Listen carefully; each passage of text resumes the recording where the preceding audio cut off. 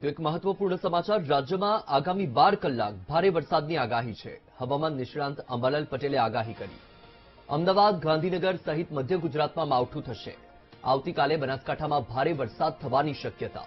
અરબી સમુદ્રમાં હળવા દબાણની અસર વર્તાશે। પશ્ચિમ સૌરાષ્ટ્ર અને દક્ષિણ સૌરાષ્ટ્રના ભાગો પ્રભાવિત થશે। પશ્ચિમ અને દક્ષિણ સૌરાષ્ટ્ર, પોરબંદર અને દ્વારકામાં ભારે વરસાદનું અનુમાન છે। કચ્છના ભાગોમાં પણ કમોસમી વરસાદ થવાની સંભાવના। 2 નવેમ્બર સુધી દક્ષિણ ગુજરાતના ભાગોમાં પણ ભારે વરસાદ થશે। ભરૂચ અને સુરતમાં ભારે વરસાદ થતા નદીઓમાં પૂર જેવી સ્થિતિ સર્જાશે।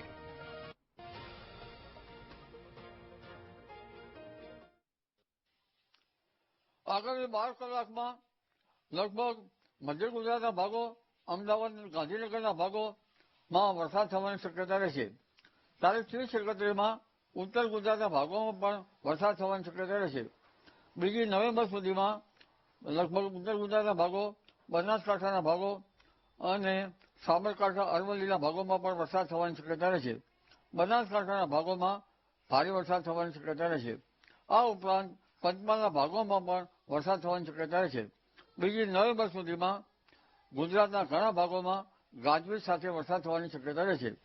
હમણાં લગભગ આજથી 48 કલાકમાં પશ્ચિમ સૌરાષ્ટ્રના ભાગોમાં ભારેથી અતિ ભારે વરસાદ થવાની શક્યતા રહેશે અને દક્ષિણ સૌરાષ્ટ્રના ભાગોમાં પણ ભારેથી અતિ ભારે વરસાદ થવાની શક્યતા રહેશે। સૌરાષ્ટ્રના અન્ય ભાગોમાં પણ કેટલાક ભાગોમાં ભારે વરસાદ થવાની શક્યતા છે।